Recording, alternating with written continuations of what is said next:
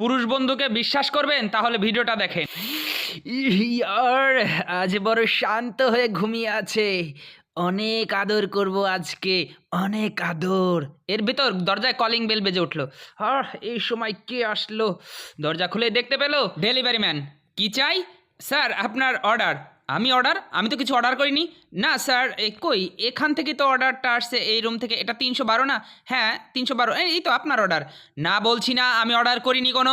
তুমি খামাখা আমাকে দিচ্ছ কেন? প্লিজ স্যার, আমি গরিব মানুষ, এইভাবে আমাকে দিবেন না। দেখেন আপনি যদি এটা না নেন তাহলে আমাকে আবার এটা রিটার্ন করতে অনেক প্যারা। তাই স্যার যদি আপনি নিতেন প্লিজ এইভাবে আমাকে ফিরিয়ে দিবেন না। কত টাকা? স্যার বেশি না, মাত্র ২৫০ টাকা। আচ্ছা ২৫০ টাকা, প্লিজ স্যার একটু নেন, দয়া করে আমাকে একটু বাঁচান। আচ্ছা ঠিক আছে, তুমি এই জায়গায় দাঁড়াও। স্যার টাকাটা, মানে টাকাটা কত টাকা? স্যার বললাম না ২৫০ টাকা। ও আচ্ছা দাঁড়া, আমি নিয়ে আসতেছি, এখানেই দাঁড়ায় থাকবি। তখন ডেলিভারি ম্যান চুপি সারে ঢুকে গেল সেই রুমে। দেখতে পেলো মেয়েটি শুয়ে আছে চিত হয়ে। তখন বললো, দিদি দিদি দিদি দিদি উঠেন, দিদি আপনি ঠিক আছেন তো?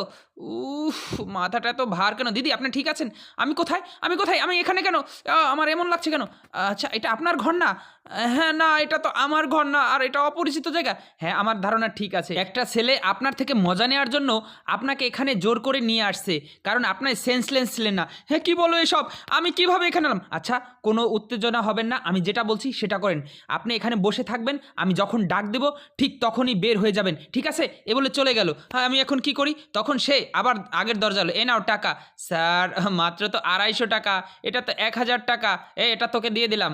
স্যার প্লিজ স্যার, আমাকে একটু জল খাওয়াবেন?